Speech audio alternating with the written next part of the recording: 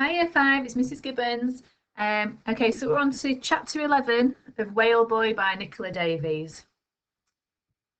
Michael immediately understood the danger he was in. He had to get back to the boat before the swells and the current made her drift out of reach.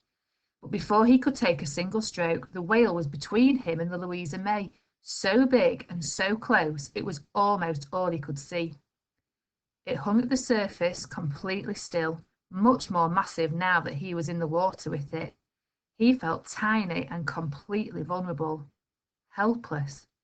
He remembered the whale teeth he had seen years ago in the Rathbourne, set in the jaw of the skeleton, each one longer than his hand and wickedly pointed. What did sperm whales eat? He remembered a picture in a book of a sperm whale and a huge squid. Perhaps he was a little squid like himself, with his arms and legs poking out like tentacles. There was nothing he could do to defend himself, nothing but tread water and watch the Louisa May drifting further and further away. The huge head moved forward, slowly and smoothly. The whale didn't seem like a creature that was about to attack.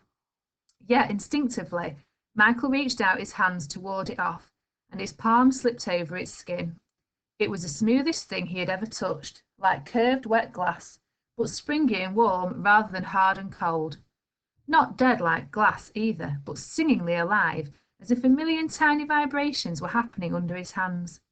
It was so intense a sensation that Michael gasped in surprise and snatched his hands away as if touching something red hot. But the whale kept coming, pushing him, slow and irresistible as a continent. Michael's hands slid apart and the whale moved into his arms like an embrace. He was spread over the front of its snout like a starfish. Under the slippery skin, Michael sensed the vast workings of the mountainous body, the unimaginable strength and power. But this wasn't what astonished him. It was the creature's perfect control of its motion and its infinite, tender gentleness that left him breathless.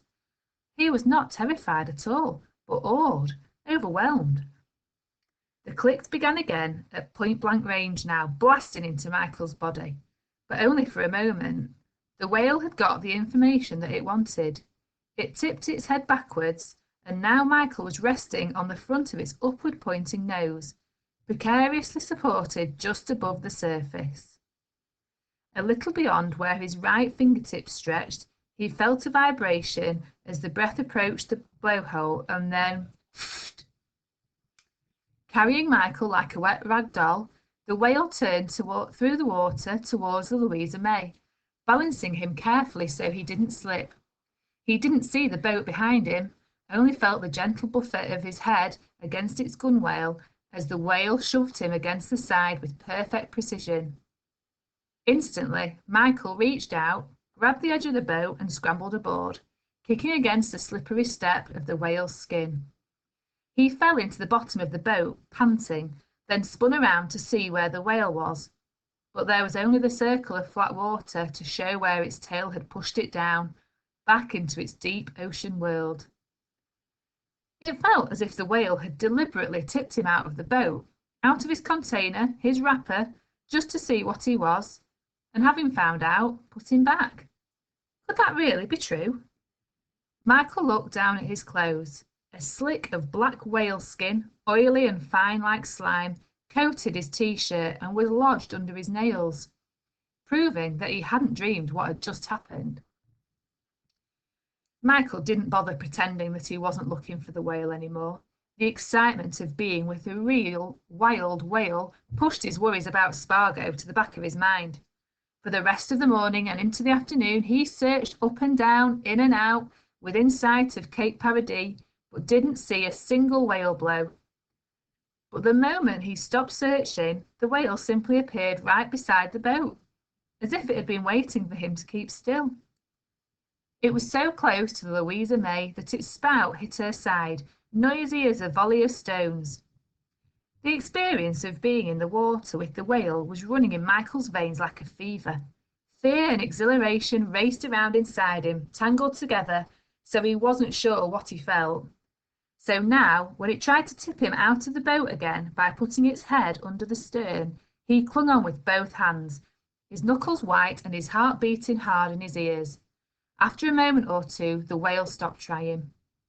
Michael wondered if the clicks told it that he was afraid.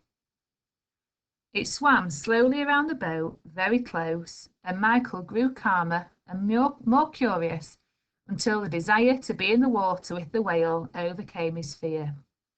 He tied the painter to his ankle, put on his snorkel and face mask, and slipped over the side. Now it was the whale's turn to be alarmed. It jerked in the water like a startled fish and jinked downwards. Michael floated on the surface, his face submerged, the rope snaking back to the boat, and looked down at the whale below him. It swam on its side, the sunlight just strong enough to dapple its skin. The speckled white around its narrow lower jaw made it look like it had been eating mouthfuls of flour. Michael could see its eye clearly looking at him. It swam horizontally under the boat, perhaps 12 meters down, then turned and swam back on its other side, looking at Michael with its other eye. He remained still, trying to keep his breathing through the snorkel as quiet and regular as possible. Then the whale headed back towards the surface, bending its long body and pirouetting along its length. It curved as it rose to arc under where Michael floated, so that it was swimming belly up, perhaps 3 meters below him. The movement was so graceful, the creature so flexible, so perfectly controlled and yet free, that Michael found himself thinking of hummingbirds and the way they cruise between flowers, changing direction with effortless precision. As the whale passed beneath him, he felt the wash from its tail and saw the patchy detail of its skin, where more sections had stripped away, leaving the whale's belly looking like a badly painted wall. Michael's vision was limited by his mask, so he couldn't see where the creature had gone.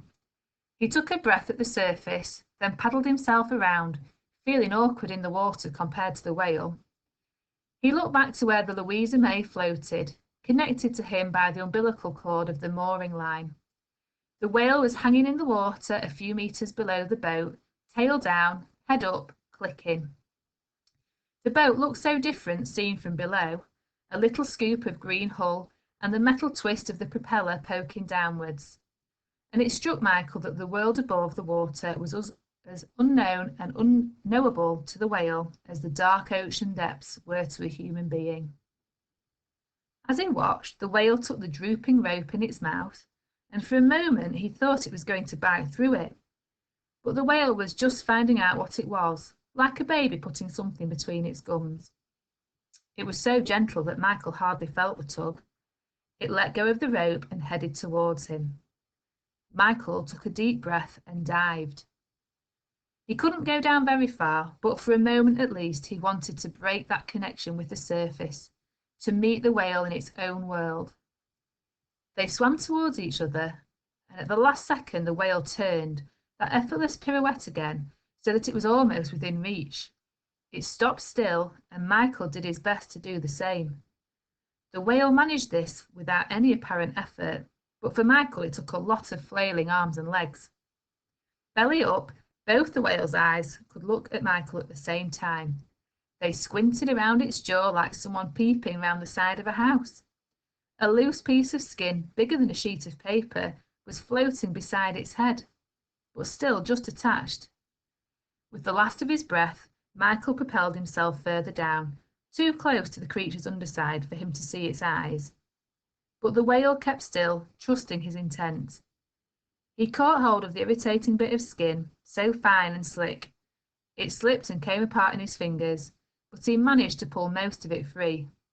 At once the whale turned so that now one eye lay almost under Michael's hand, and looked at him for a long moment. There were black spots in Michael's eyes. He'd never held his breath for so long or gone so deep. The surface was a long way away, and it took willpower to breathe out all the way up to protect his lungs from damage. He burst back into air and took a deep breath. How must a whale feel after an hour down there? He put his mask back under the water. The whale had dived. He could see the cylindrical body fading into the blue below him, a strange being from that other world. Just think of the mysteries they see down there, Michael, at the very bottom of the sea. Yes, just think. Was the whale thinking the same thing, looking at the strange little creature from the unknown world above the surface? He knew that a wild animal would never come when it was called, like a dog, but the whale was now so special to him that he had to name it, even if only in his head. It didn't take him long to find a name: Freedom.